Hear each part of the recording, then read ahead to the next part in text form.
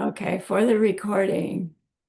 Hello, we are ACI Course 9, the Ethical Life, Class 1, June 9th, 2025. We lost Chris already. Let's gather our minds here as we usually do. Please bring your attention to your breath until you hear from me again.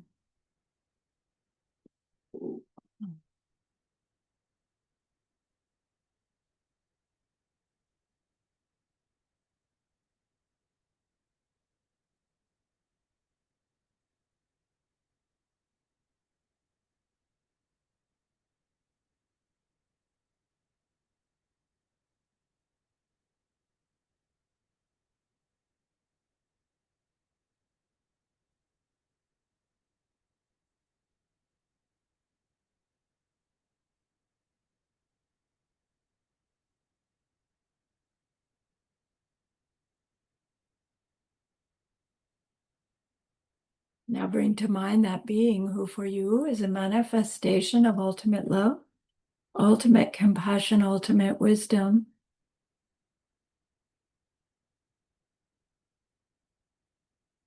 And see them here with you. They are gazing at you with their unconditional love for you, smiling at you with their holy great compassion, their wisdom radiating from them, that beautiful golden glow encompassing you in its light.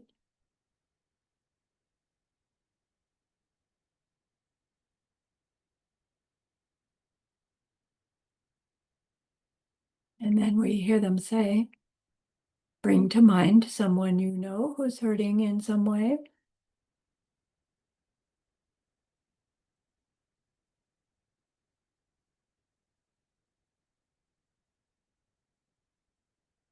Feel how much you would like to be able to help them.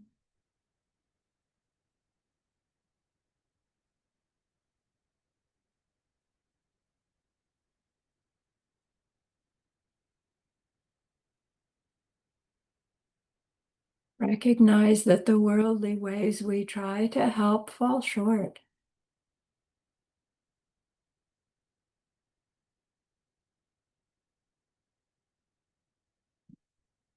How wonderful it will be when we can also help in some deep and ultimate way, a way through which they will go on to stop their distress forever.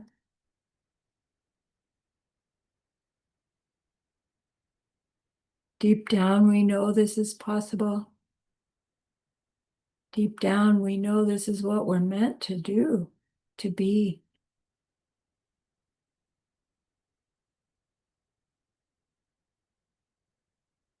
Learning about the emptiness and karma, we glimpse how it's possible, how it's even inevitable.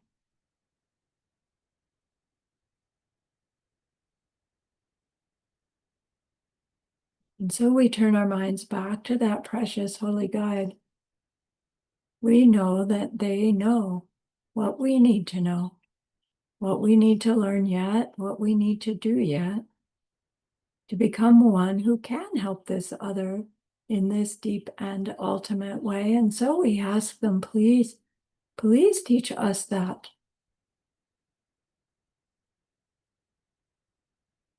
And they are so happy that we've asked. Of course, they agree.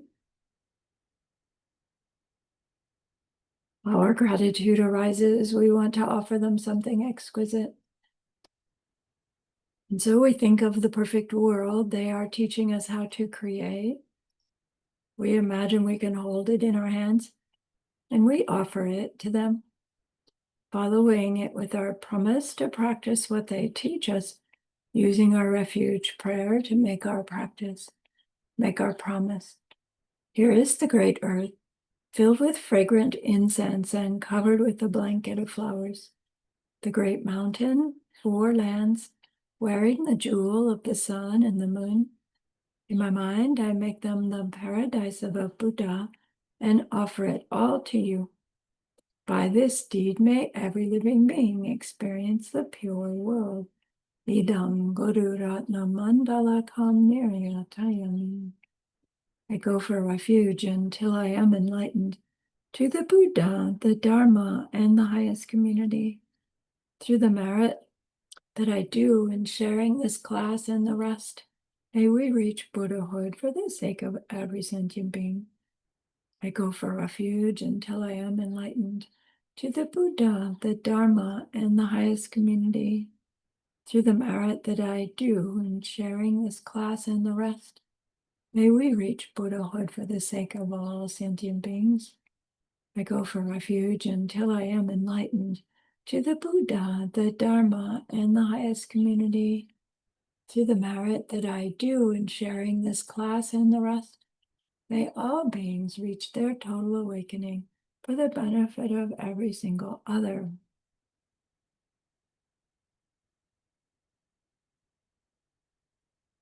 Okay.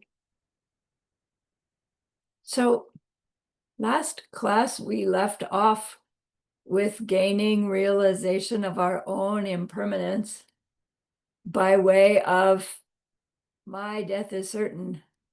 The time of my death is uncertain. And when I die, nothing but my Dharma practice can help. And we got to that consideration because we had been studying about all the different kinds of beings in the desire realm and all the kinds of horrible sufferings that they experience. And we got to that because we had studied the Bodhisattva vows, in which we were pledging to reach our enlightenment for the sake of all those beings. And we got to that because we had studied Diamond Cutter Sutra, where the question was, what's a bodhisattva to do? And the answer was, bring to nirvana all sentient beings. Do you see how this sequence has gone? So we're learning who all the sentient beings are that we're going to bring to nirvana. And we, of course, are one of them. So in order to become a being who can know what those others need to give up and take up, we need to do it ourselves. So, we're plodding along this Lam Rim through the monastic training, but it's giving us the information that we need to make these changes. So then what changes do we make? That's the ethical life. That's what the ethical life is about, is what actions to take up and what actions to give up. So this course is all about ethics and vows and what it means to have vows and what kind of vows there are, and like more detail than you ever really need to know about an ethical life, but all of it designed so that we can be more, that's the term His Holiness that uses, educated Buddhists, like so that we can conscientiously make our behavior choices to plant the seeds in our minds such that any one of them could go off as our projecting karma at death, and we'll know we're still on the right track. Right? The very minimal motivation to close the door to lesser rebirth. Beyond that, we can use our ethical life to, they say, escape samsara, get out of samsara. But it implies that there's a samsara there that we have to break out of. And, it's like, well, where would samsara be? Tucson in June? Downtown LA right now? Like samsara isn't a place. It's a misunderstanding that then surrounds us, that we then experience the results of in a physical way and in a mental way. And then we say, oh, I want to escape samsara so I can reach nirvana. Again, if you ask, people what's meant by nirvana, if they weren't ACI course studiers, they would, we get as many answers as there are people that we asked.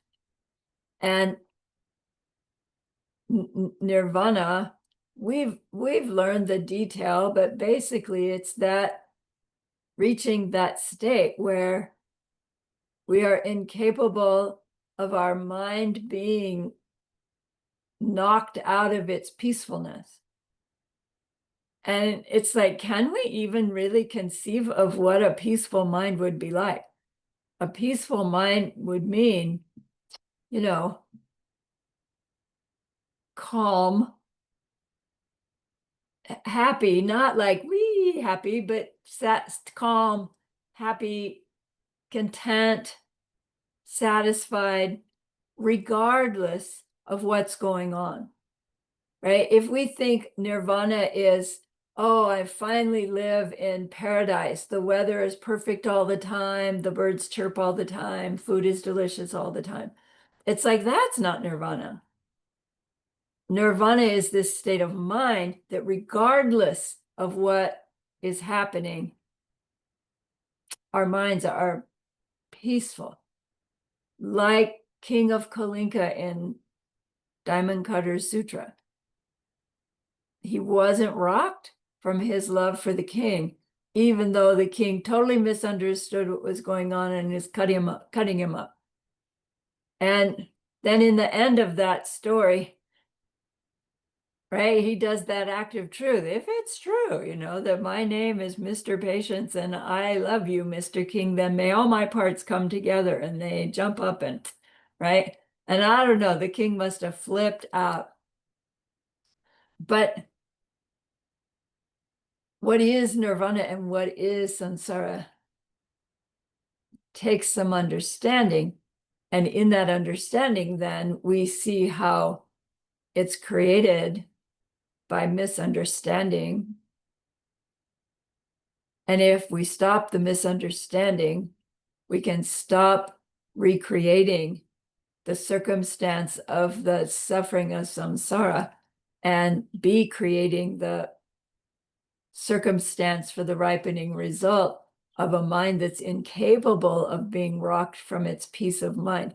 Not just our willpower so strong that we don't let ourselves be rocked, but incapable.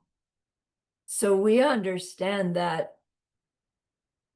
the state of samsara has a physical nature and a mental nature. The physical nature of samsara is our physical body, our physical world, where it's doomed to failure and it's doomed to end because the causes that made our physical body were stained with ignorance.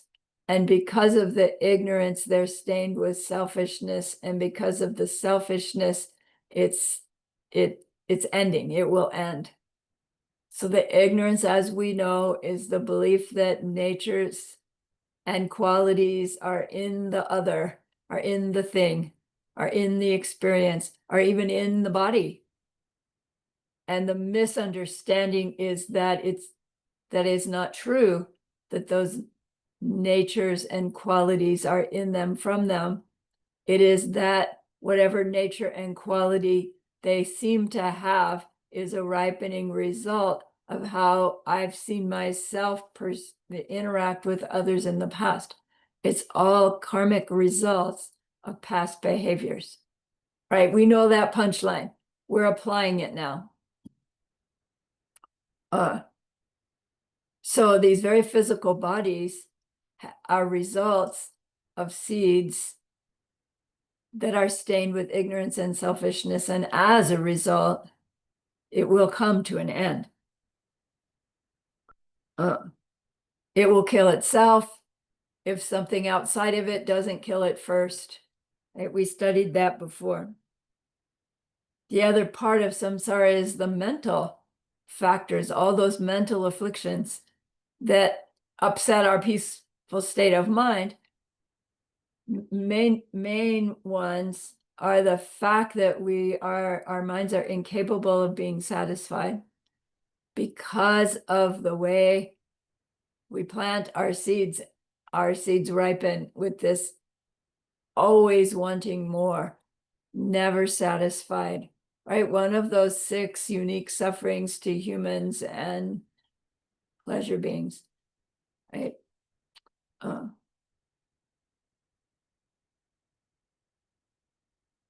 Then another part of the mental samsara is this fact that we can't rely on anything.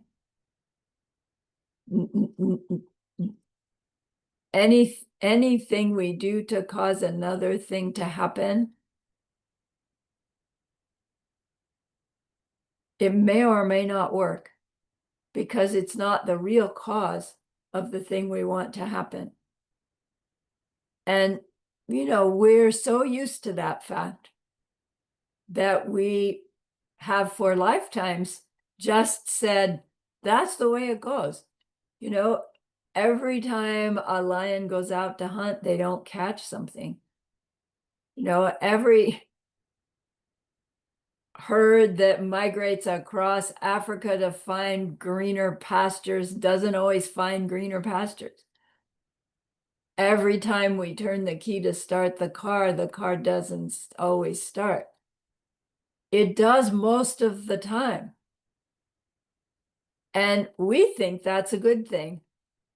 Ultimately, it's not a good thing because it lets us be complacent in our belief that, yeah, all I have to do is turn the key, have gas in the car, it'll start, it's reliable to get me to where I need to go.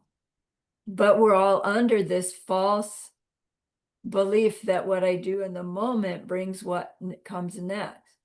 We're under this false belief that what happens in the moment brings what next pleasure or displeasure happens next. When in fact, all of it is being generated as results of how we responded to situations in the past. And we can't see that directly. We can't experience directly the true cause of anything that we are experiencing. We are so blinded by the fact that we think that the immediate action before is the cause of what happens. And intellectually, it's like, no, I understand that that's not the cause of starting the car. The cause of starting the car, is like all the bazillion parts in the car and my need for the car. But yeah, having a key is a pretty critical part. So this expectation that the things we do will bring the next thing is actually fails us in the end. It fails us in the end because this thing, our own body, that is the tool that we use to do all of that, it's gonna fail us in the end. There'll be a day you can't get in your car to start the car to drive it, right? Smati's already there. I mean, physically he could do it, but he knows not to for safety reasons. But there'll come a day when physically we can't do it either. And we just like, no, that's so far in the future. I don't need to worry about that now. And technically that's true. But every time the car works, we confirm our misunderstanding, unfortunately. And yet, if we had a life where absolutely nothing worked and everything was a huge, big struggle, we would be in survival mode. And it will never occur to us to question, where does this all come from? Because we'll be, too focused on survival.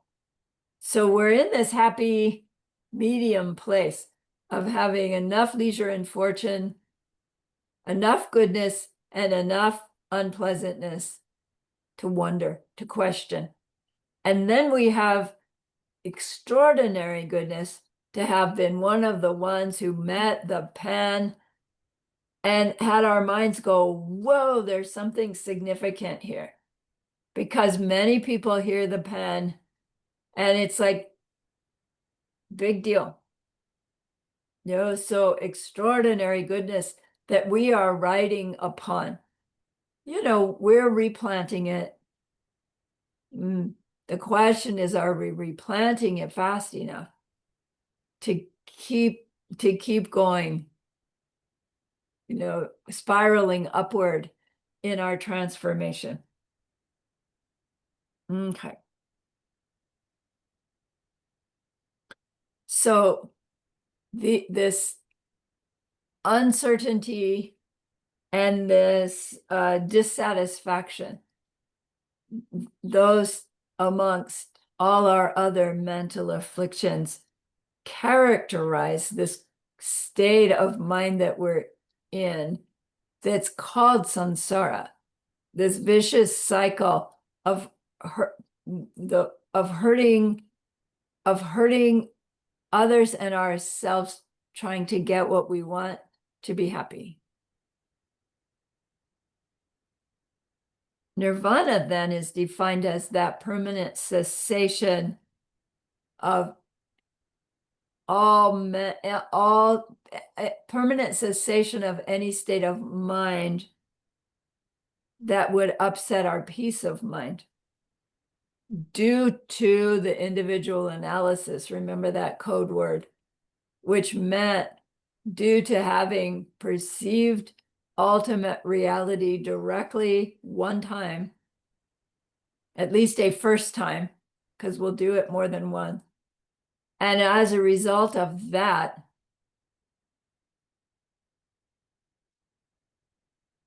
went on to burn off all the seeds that were stained with selfishness and plant seeds not stained with not stained with ignorance anymore, to move ourselves along the process of reaching the place where we have no more mental afflictions, because there's no more seeds for mental afflictions. It requires that direct experience of the fact that our own nature, the nature that we thought we had, that was our own, in us, from us, is impossible, is not there, was never there. The absence of our own self nature, which then by extension reveals the absence of any other being's self nature and any other thing's self nature. As we study the self natures, we study things, and then we study others' self natures before we actually get to recognizing, oh my gosh, my own self nature is the same, just as impossible. But when we actually experience it directly, they say, first you witness the fact that your own mind is making the identity of the outer object. But as you go through the layers into your direct perception, the direct perception of emptiness is your own emptiness that you perceive. So this lack of self-nature, lack of self-existence, right? We have all these words that we've loaded them with meaning.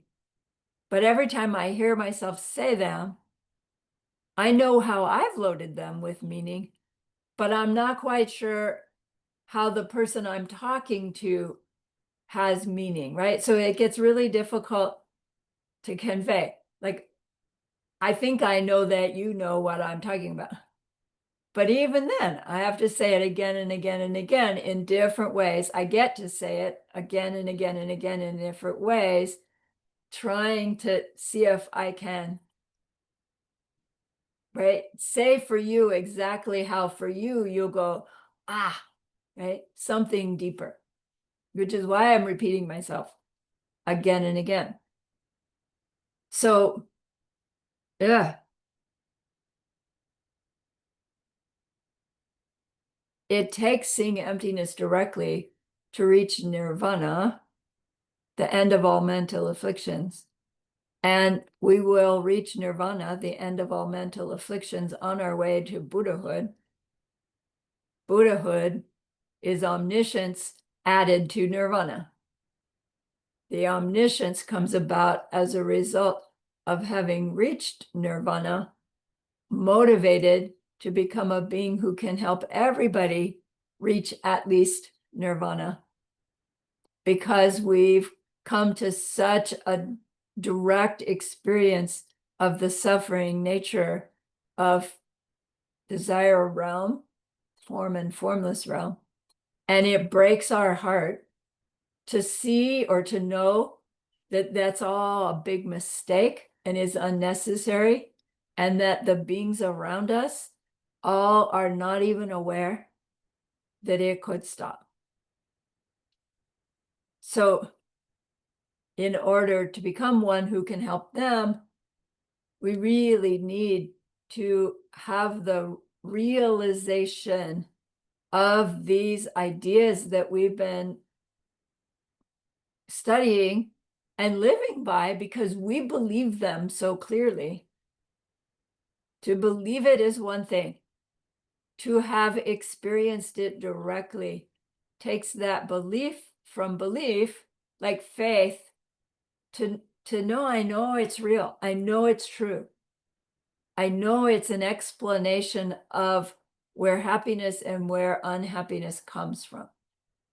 Right? We can't use the word truth for somebody else, right? Look, let me tell you what's true, because it's only true for me. Even the pen thing. Yeah, everybody sees it unique to them, true. But impactful for someone else? Not in the same way it impacted me. So we really, really, really, really, really need to go through that doorway of direct experiences of these ideas, these concepts, these explanations of where happiness comes from, so that we can be this living example. And being a living example then opens others' minds and hearts to learning about it as well. So we really do need to go through that experience of ultimate reality, experiencing ultimate reality. And to be able to do that experience of ultimate reality can only happen in a very deep state of meditation. We study about it, not in meditation. We meditate on it a lot. So our intellectual understanding of it goes up every time we re-explain the pen thing to ourselves or somebody else. Every time we think about it, we understand it a little bit better, a little bit more deeply. But that's like watching every video that's ever been made about riding a bicycle, right? The intellectual study of emptiness. We can get really, really, really knowledgeable about it, but until we get on the bicycle and ride it, we don't know what it's like. So with emptiness directly, the getting on the bicycle and riding it happens in deep meditation. So we need to be able to also reach this deep platform of meditation where our mind going out to sensory objects has turned inward, such that no interest in any sensory input that's coming. Right? Geshe-la says a bomb could go off next door if you're in shamatha meditation and you would be unaware of it. Like, that's how shut down you are. in a deep level of meditation, one that's is at the level to see emptiness directly. So it's not that you have to be getting to that level meditation for, hours at a time, always. But we need to have the skill to get there when it's time, when the seeds ripen to see emptiness directly. If we don't have the skill of being able to sit our body down and forget it, like park it so still that we don't need to pay attention to it, and withdraw our focus of attention into something that holds our attention so vividly and avidly that as we are approaching an an experience of absence, we won't get freaked out. It takes deep level meditation. Deep level meditation, we can learn the skills, we can train in the skills, and we need to. But to have the result of the success of the training and to have the result of the success of an emptiness meditation taking us into it directly, that will be a ripening result of some extraordinary kindness, because it's the most important thing that we can experience in this lifetime. It's the best thing we can do for others and ourselves. So it can only be a result of some extraordinary kindness. So we could meditate, and go on being, horrible, selfish slobs in life. And maybe seeds from some previous lifetime of goodness would ripen as deep meditation. But the ongoing seeds of selfishness in this lifetime would make it such that we wouldn't be able to use that deep meditation. We wouldn't be able to get into this altered reality, this higher reality, because we don't have the karmic goodness, right? To ripen us into that. So our direct perception of emptiness is going to be a karmic result of something extraordinary. Our ability to get to the platform of deep meditation that we need to even, launch into the direct perception of emptiness is itself going to be ripening results of extraordinary kindness. So it seems like kindness is the key, isn't it? So there's this third factor in reaching our own nirvana, let alone nirvana and Buddhahood for the sake of all sentient beings, which is creating the causes for the depth of meditation through which our both intellectual and then direct experience of emptiness can happen. That's foundation is behavior, kind behavior, avoiding harming others, helping others, doing both under the influence of our bodhicitta. Those are the 3 levels of morality. In the 3 levels of morality, the foundation one is the learning how to avoid harming others in obvious ways and in more and more subtle ways. So these 3 factors,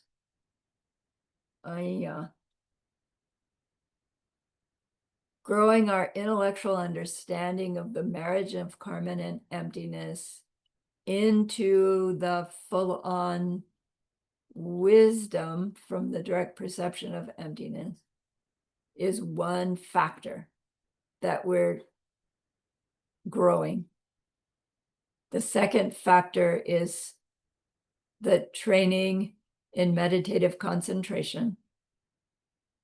And the third factor is the training in our behavior, an ethical way of life, which builds the karmic goodness through which the other two can flourish.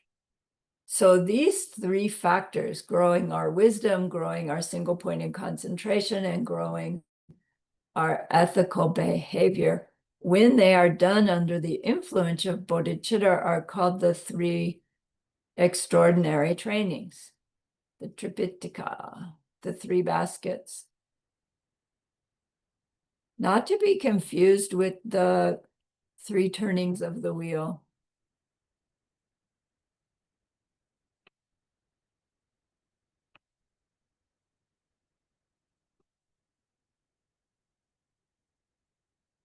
Jetsun Kappa would say to his students that in their time,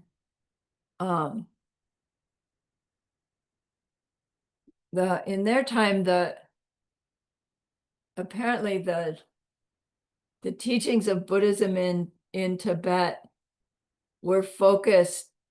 They were focused on the tantras, and people believed that once they got their initiation and they had their tantric practice, that ethics didn't matter anymore. That, specifically studying wisdom didn't matter anymore, because now, they were tantrikas and they would do this transformation. And Jetsun Kappa said, and what we're seeing is that people's tantric practice isn't working and they're getting discouraged and they're quitting.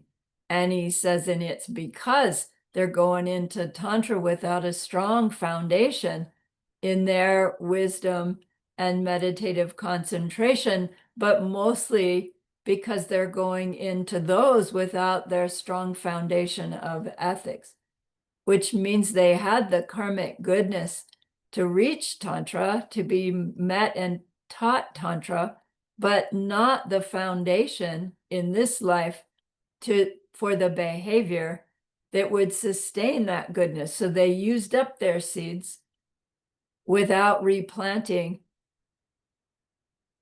And so the Tantra was losing its power, right? The power is not in Tantra, the power is in the practitioner and the karmic goodness that the practitioner brings to their tantric practice and then uses tantra practice to perpetuate. But if you don't understand the power of ethics, tantra can go sour very fast. So these three, the three baskets in their Tibetan names is Sherab, Tingenzin, and Sultram. Sherab is wisdom. Technically, the wisdom you gain from the direct perception of emptiness. Tingenzin is single-pointed concentration.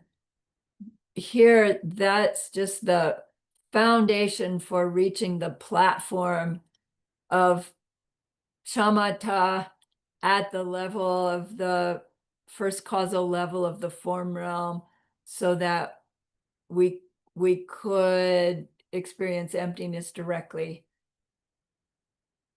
And Sultram, the ethical life, behavior choices, how to train in behavior choices. The three baskets, Tripitaka, the three extraordinary trainings. Tripitaka is Sanskrit word.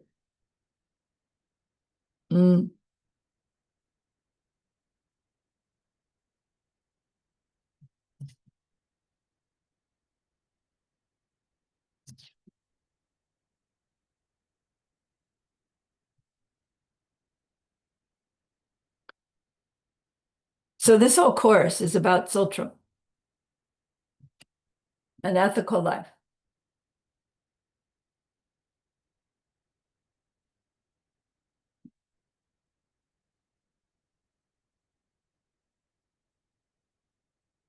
Buddha spent half of his career teaching ethics.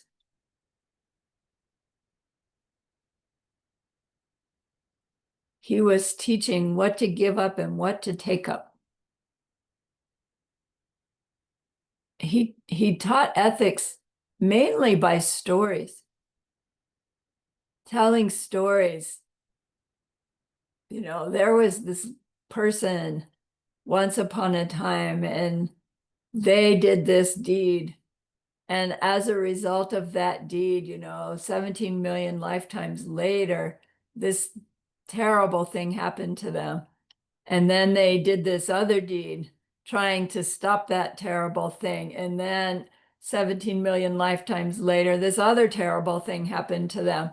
And right, he traces this story through from this original minor selfishness or something. And then the punchline is, and look, that guy, that was me. I made all these mistakes, even after my heart wanted to stop the suffering of all beings. And I came to realize that that was all mistaken behavior. And like, I don't want you to make the same mistake. Learn from my mistakes. So he taught about them. And it evolves into this whole teaching of ethics. Like if he could have just said this behavior makes this result, this behavior makes this result. He's basically saying that. But there's 84,000 wrong deeds we do. That'd be a long list. We understand that the detailed workings of karma are deeply hidden reality, more deeply hidden than the empty nature of reality. It takes omniscience to see directly cause and effect. What exact thing I did to make this orange and gray pen that always gets a little extra glob of ink at its tip, even though I'm not using it, right? The details of this object were created by me in some very specific way. A Buddha mind, a fully enlightened mind, sees that directly. Sees that, I don't know, eons of lifetimes ago, this mind stream did something for someone else that had to do with having some object that to use as a demonstration that has good parts and pleasant parts and unpleasant parts. That mind would say, don't you remember that time where, right, you were trying to help some person and you inadvertently stepped on the foot of that other person? Don't you remember that? And it's like, no, actually, but they say that's what's causing this circumstance to be pleasant, but with some unpleasantness going on. This specific pleasantness, this specific unpleasantness. We cannot see that until we are omniscience. Not even nirvana can see directly cause and effect relationship. Buddhas do. And they want to help us. They know we can't see it directly.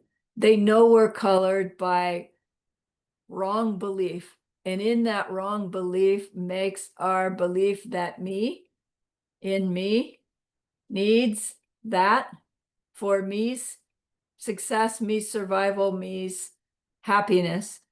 And they know that that me is not yet capable of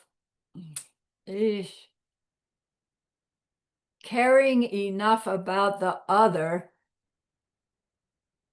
to make the right choice of our behavior, about where our own happiness, satisfaction comes from. They know that, right? And it twists their heart because they see that it's just a mistake, that our own happiness is so much closer when we give up that selfishness, but our selfishness can't see it that way. So they teach the guidelines in behavior. And it sounds like Buddha's saying, restrict yourself, take vows, do what I say, right? And it sounds very restrictive and authoritarian, when in fact it's educational and helping our choice making be easier. Once we have vows and use our vows, it means certain behaviors are just off the table anymore. So if we can identify them in ourselves, we just choose to stop doing them. We can't always follow up with that choice depending on the situation, but it's not like in every given situation we have to stop and think, do I do this? Do I don't do this? Right? We can get our ethics even onto a certain level of automatic pilot. Probably we are all on that automatic pilot of kindness level already. And then our task is to crank up the power of it in more and more subtle ways.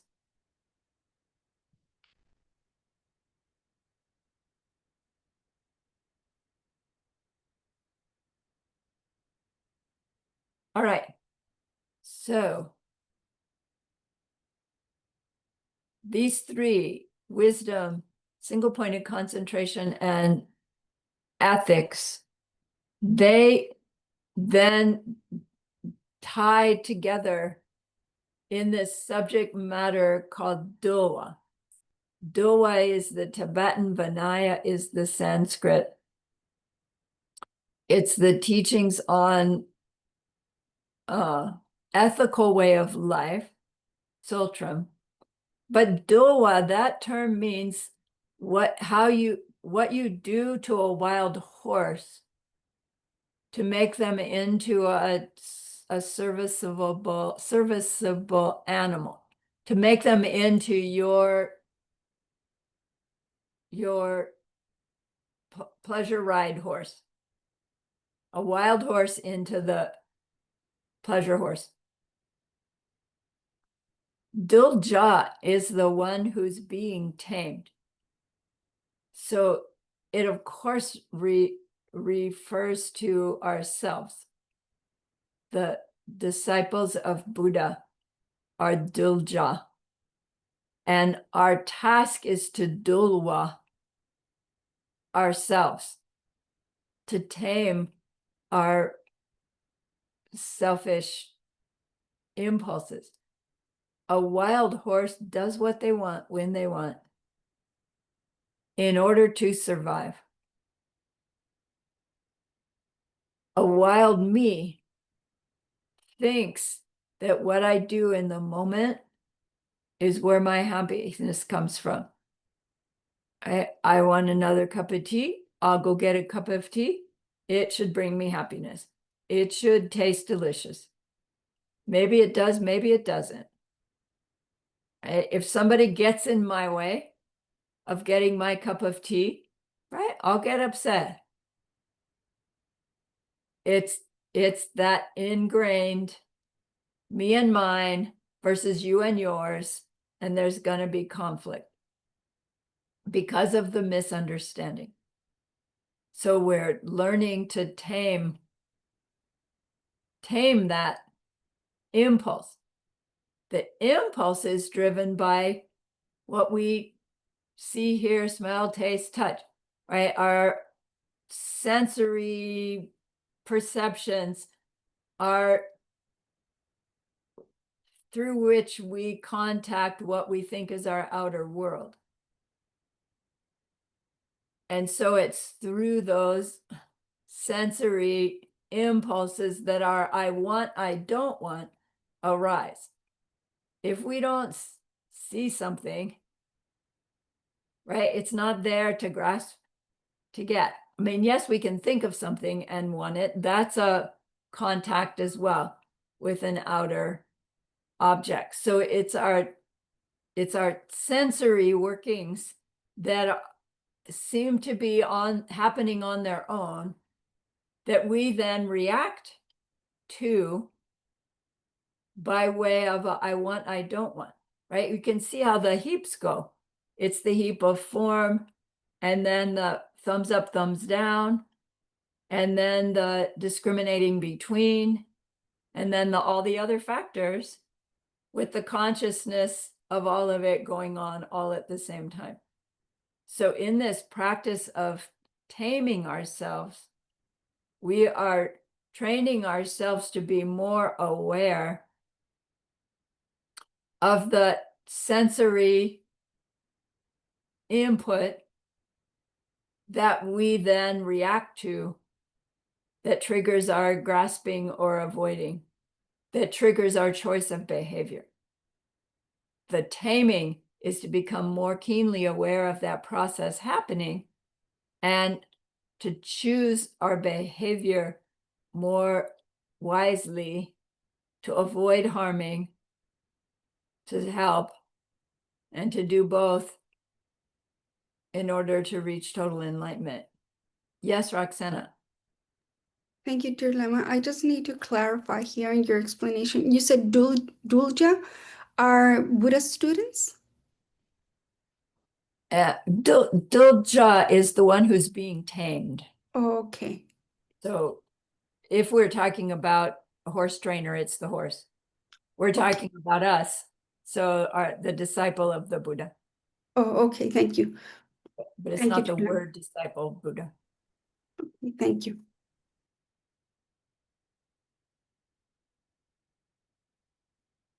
So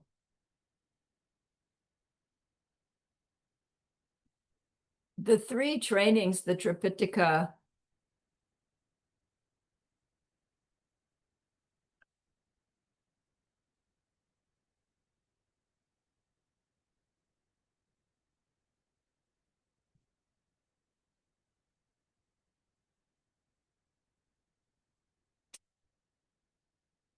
never mind.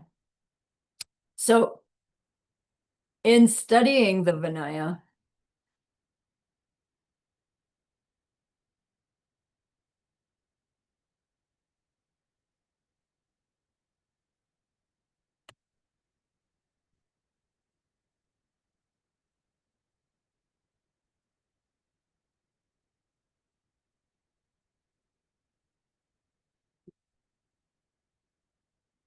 I got lost in my notes here. Where am I? There's Dua, there's Dulja.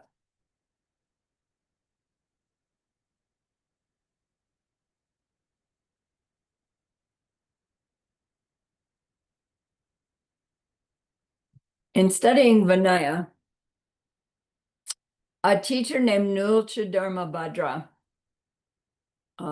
we'll meet him more specifically later. He gives an explanation, not really a definition, but an explanation. He says, we call Vinaya Vinaya because the subject matter of the scriptures on Vinaya,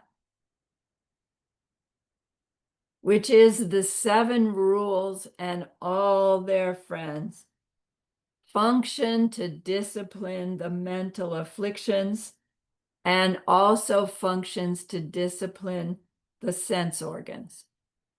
So I'll say it again in more English.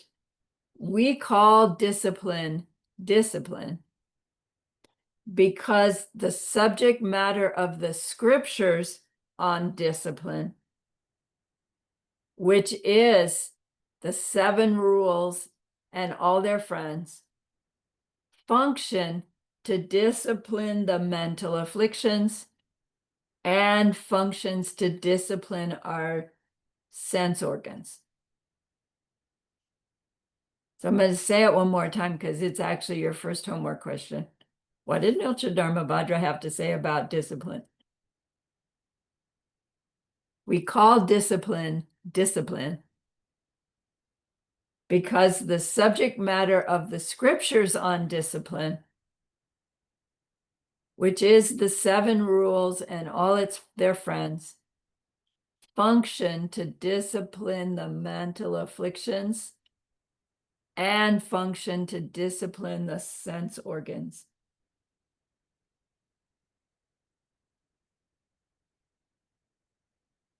It's like it doesn't seem fair to use the word discipline 5 times in an explanation of what discipline is. Like if I did that in 3rd grade, they would have flunked me. You can't use the word you're trying to describe. But he got away with it. So the key factor here is the 7 rules and their friends. Like what's he talking about there? The scriptural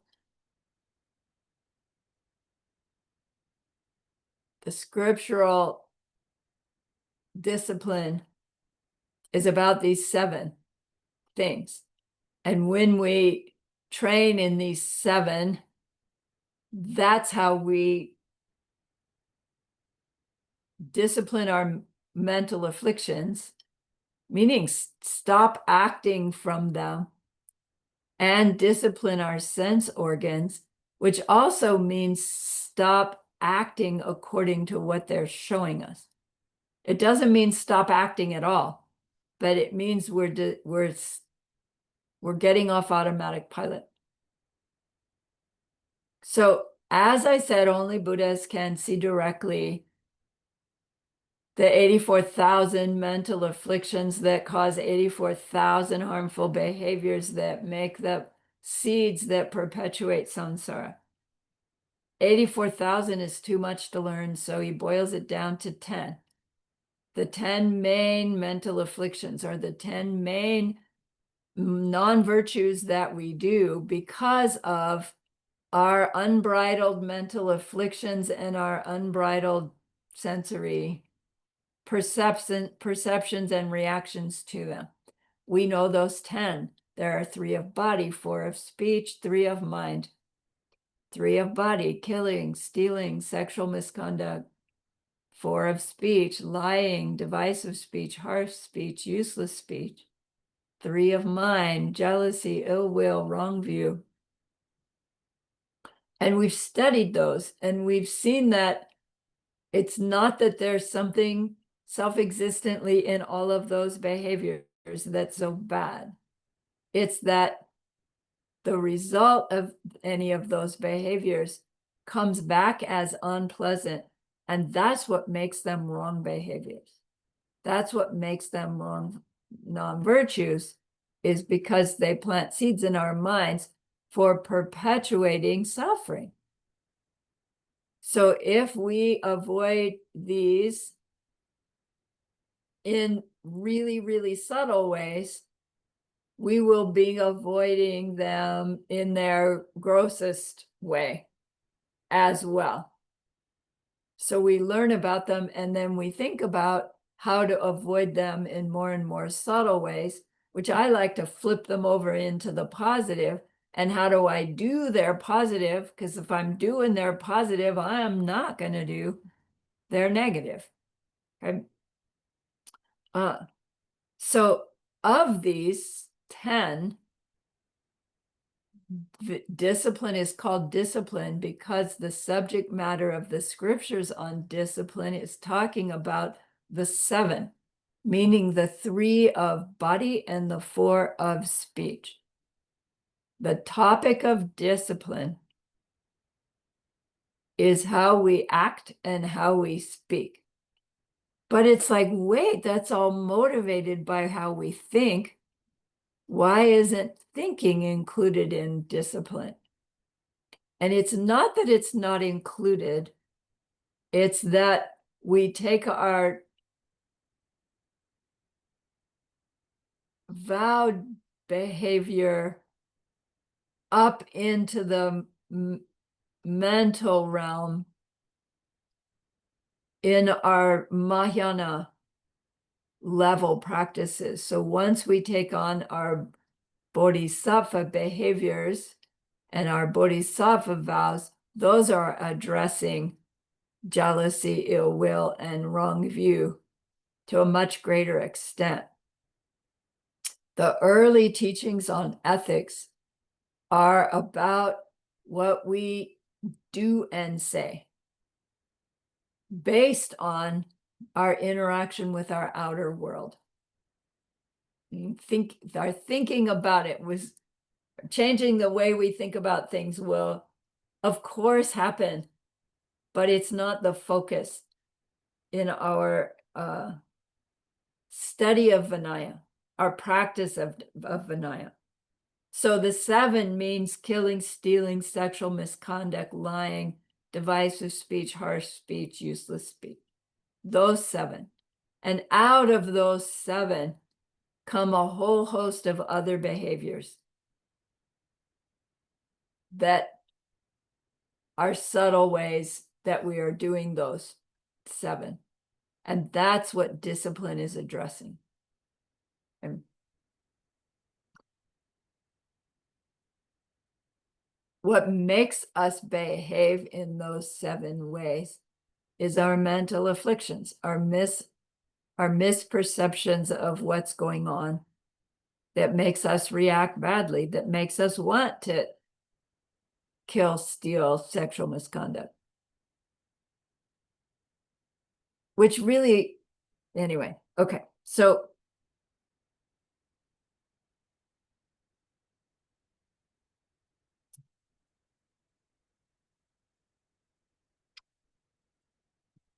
the slightest mental affliction rocks our peaceful mind. And that rocky, peaceful mind then can't make a clear decision about what to do. It's making a decision based on the disturbance, not based on the stillness.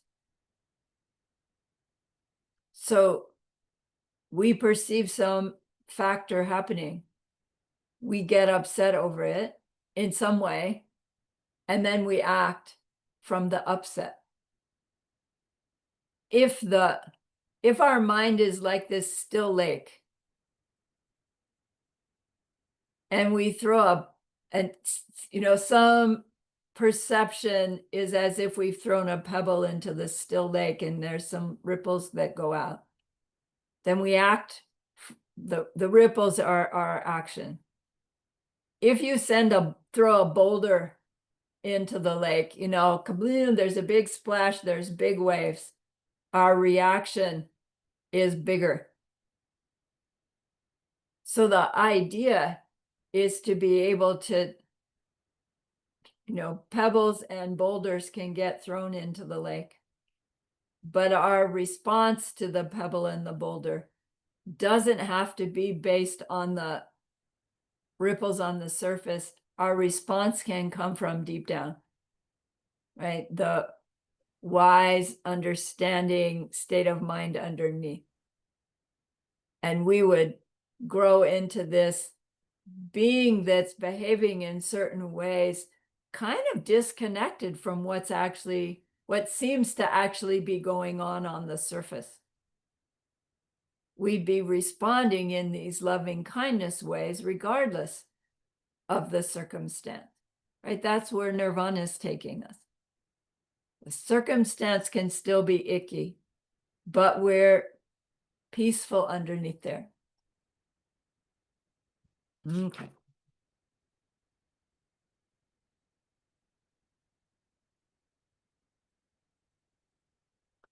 So keeping our morality is about stopping these 7 main negative behaviors that we do on more and more subtle ways.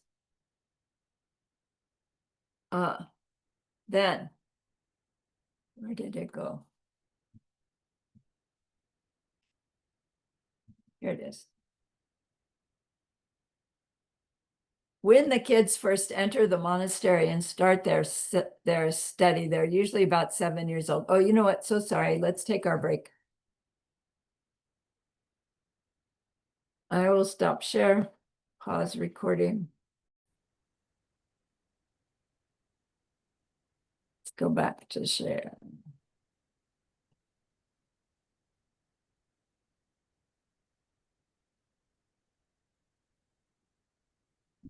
So the little kids, the first thing they're given to memorize is this short verse.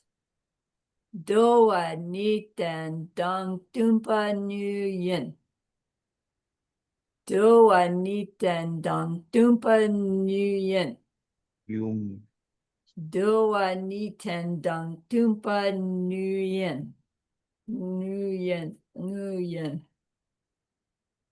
Doa means discipline, vowed morality. Nuyen means actually is. Tumpa means the teacher, capital T, meaning the Buddha. And Dendong means the Buddha's teachings. So what this is saying is if Vinaya is taught truly anywhere, I, the Buddha, am there. If Vinaya is taught truly anywhere, I, the Buddha, am there. Meaning, the Vinaya scriptures themselves represent the entire teachings of Buddha. Buddha is saying to us in this verse, if you study and practice Vinaya, you can say that I, the Buddha, am still in your world. I am there with you. Buddha is there with us when we are studying and applying our Vinaya efforts. Remember, as we were talking about the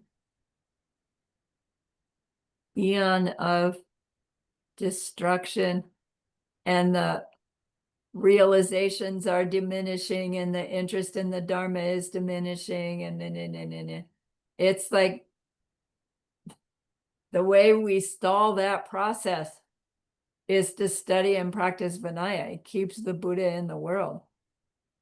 You know, I don't see him walking around in his red robes, but Buddha is here with us because we are checking our behavior. We are keeping our vows. We have vows. We take vows. We keep vows. That's Buddha here with us.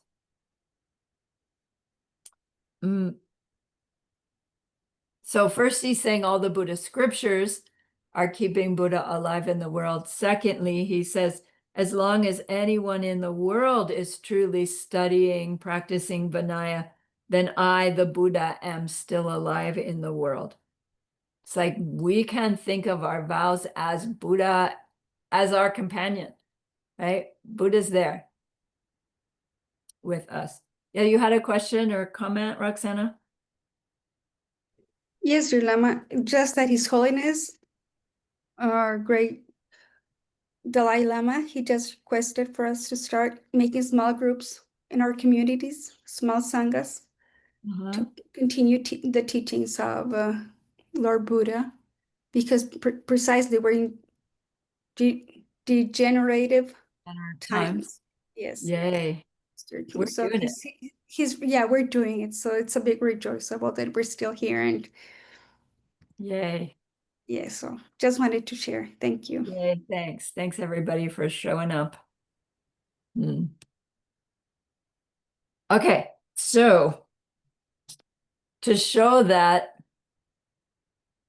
our study of ethics is authentic, there are two main Buddha sutras about Vinaya, and then there's a collection called the Four Explanatory Sutras as well.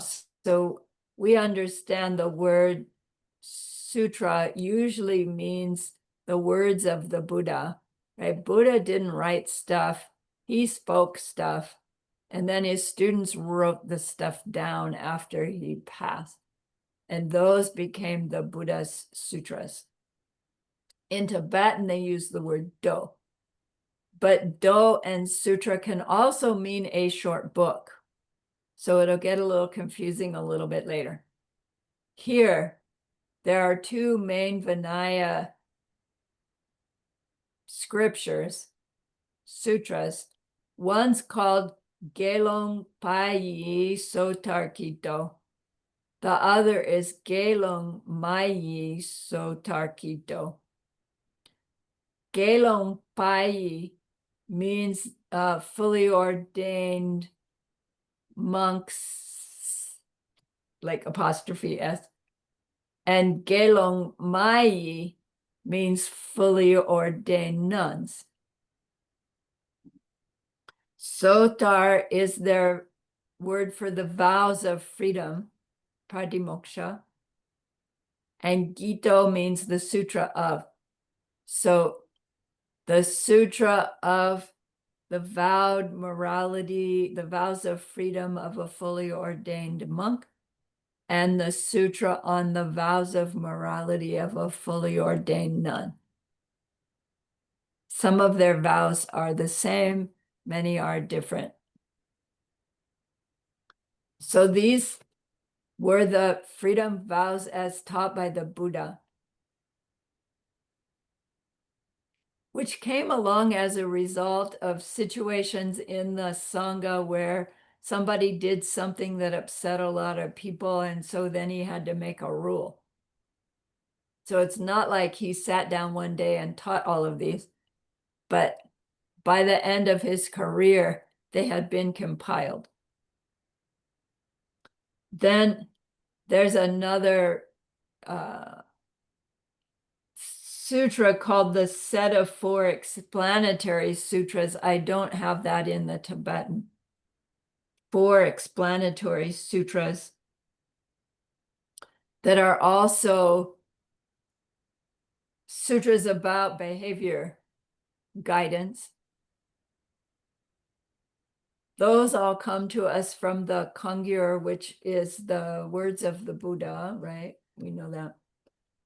And then our what we're studying for this course is also coming to us from a text called the Doedo, or the Vinaya Sutra. Put that down there.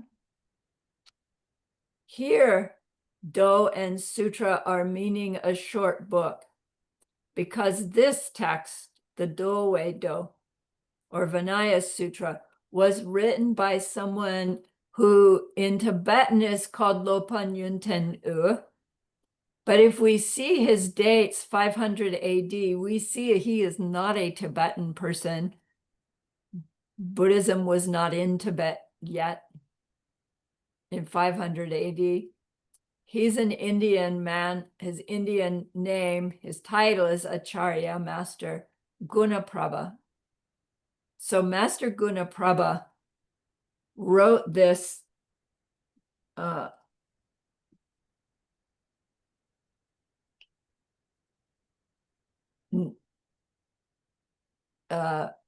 ethical life in a nutshell book. That's not its name, but that's what its contents are. We're going to study it in some depth. Vinaya Sutra. You know, in Geshe-la's book, The Garden, one of the special beings that came to him in the garden was the one about ethics. It was this fellow, Gunaprabha. Can you please repeat, dear Lama, the name of the sutra that he wrote, please? He wrote the Vinaya Sutra, Do. Yes, but then Vinaya Sutra, that's the name. Gunaprabha wrote a text called Vinaya Sutra. so what was it that the name that we receive in English? Oh, we didn't get one in English. Okay. It's Ethical Life. The Yeah, Sutra on Ethical Life. Okay, thank you. All right, or a short book on ethical life. Okay, thank you. I don't ever hear it called that. I always hear it called the Vinaya Sutra.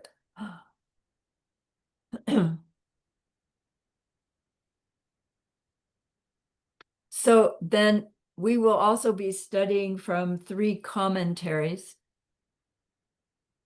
to different things. And Jetson Kappa, our hero, 1357 to 1419. He wrote,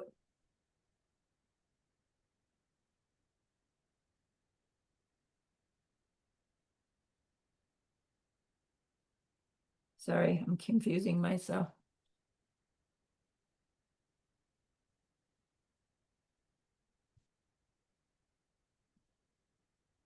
He wrote this text called Dowa Gyatsoi Ningpo. Dowa Gyatsoi Ningpo is the heart essence of the ocean of Vinaya. Ningpo is heart essence. Gyatsoi is ocean of. Dowa is the Vinaya.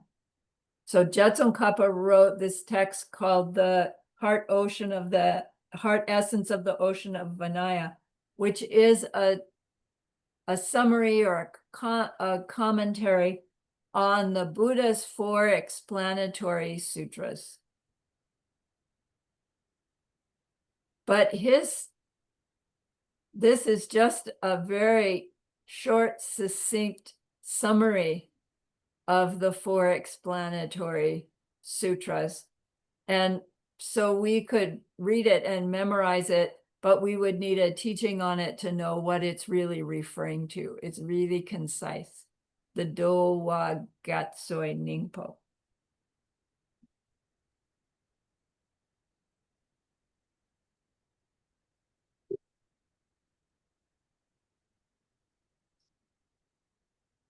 So along comes Lopang Nutru Dharma Vajra that we heard about.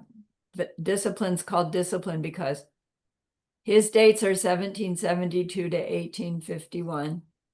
He's a big lama in our Vajrayogini lineage. So if you go on with Geshe Michael's Diamond Way, you'll hear about Nilcha Dharmabhadra more. In this context, he wrote a text called Yishin Norbu. Yishin Norbu means a wish-giving jewel. And it's a commentary on, I'm sorry, back up. Lopang Nuchun Dharmabhadra wrote a text called Ningje. Ningje means sunshine, daymaker. And it's a commentary on Jetson Kappa's Dowa Getsoi Ningpo. So the ocean, the heart essence of the ocean of Vinaya is that short, succinct teaching. Daymaker by Nutra Dharmabhadra is a commentary on it. You'll have it in your reading. Then we have Choni Lama Drakpa Shedrup, the Saramay textbook writer, 1675 to 1748, whose writing is so much easier to understand. He wrote this text called Yeshin Norbu, the wish-fulfilling jewel. And this text is a commentary on Gunaprabha's Vinaya Sutra.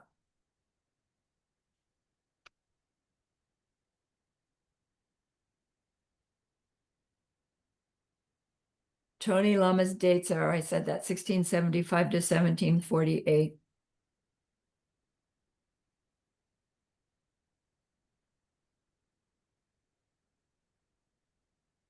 Apparently, these texts, the Yishin Norbo, the wish-fulfilling jewel, and the Daymaker text, when Geshe taught this in the 1990s, these texts had only recently been found in the St. Petersburg Library by what was ACIP at the time. So they were newly translated, just quite extraordinary. You know, and now they've been available and used, of course, by even the monasteries didn't have access to them until they were found, right, and returned. Well, not returned, but scanned and then, right, remade.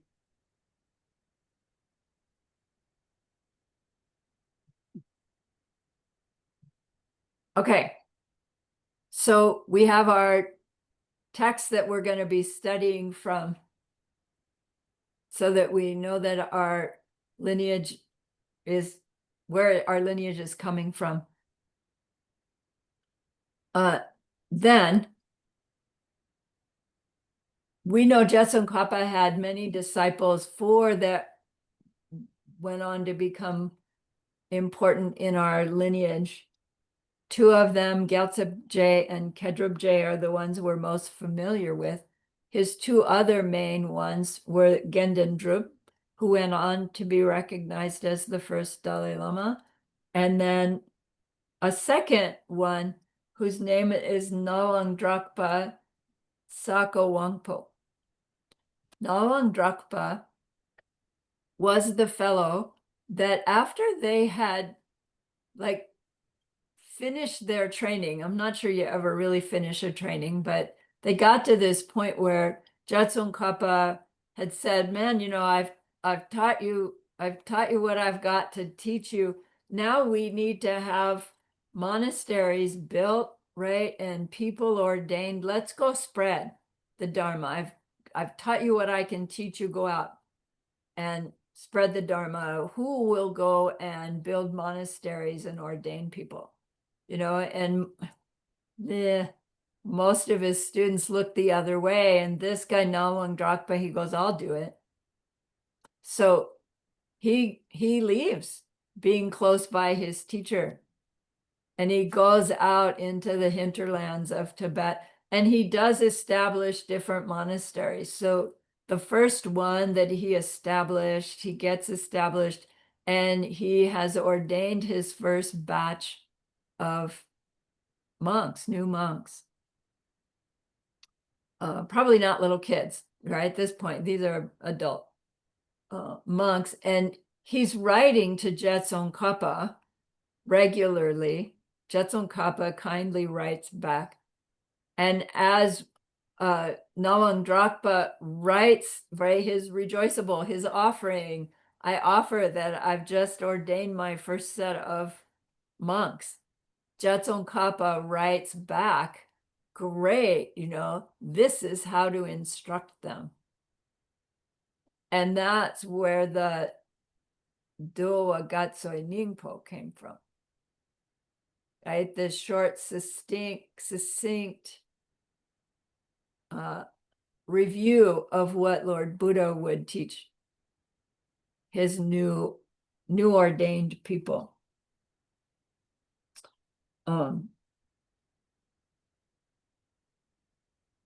We know Nawang Drakpa because this correspondence that went back and forth between them, out of it also came the three principal paths, and I think source of all my good.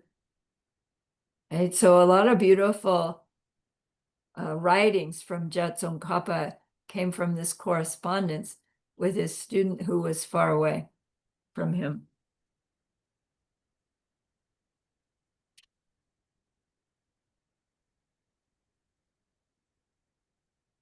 All right. So surprisingly, we finished class early. Funny, my last night's class didn't finish early.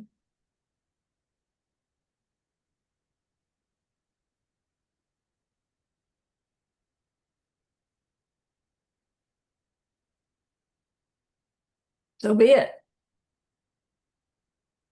So we'll launch onto our study of Vinaya so that we can build our three baskets, build our ethical training so our meditation can go higher, deeper, higher, so that our wisdom can grow, so that our Vinaya choices will come more easily, so our meditation will go deeper, so our wisdom will grow. It's a beautiful upward spiral.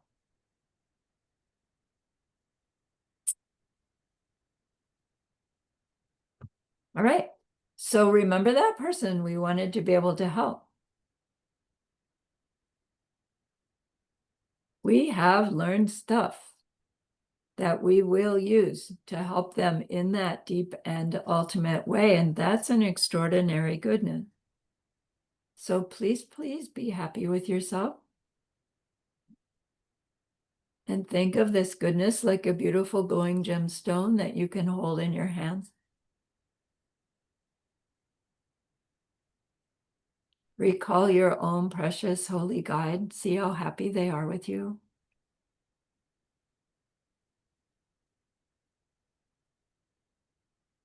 Feel your gratitude to them, your reliance upon them.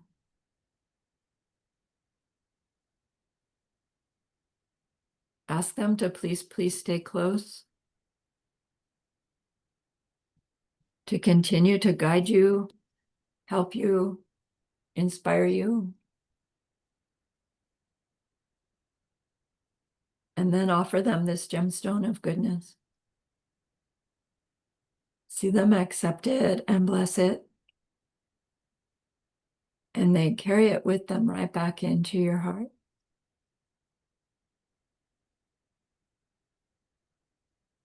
See them there, feel them there. Their love, their compassion, their wisdom. It feels so good, we want to keep it forever. And so we know to share it by the power of the goodness that we've just done. May all beings complete the collection of merit and wisdom, and thus gain the two ultimate bodies that merit and wisdom make. So use those 3 long exhales to share this goodness with that one person. To share it with everyone you love.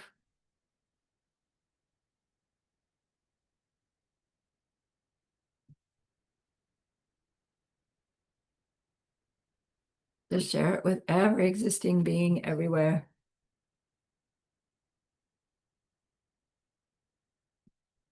And may it be so. Okay, my dears, I'm going to send a whole new Zoom link, right? So just delete this one. We'll start over. Julema, can you stay 3 minutes at the most, please? I sure can. Oh, thank you, Julema. Okay, I'm going to stop the recording. It's personal.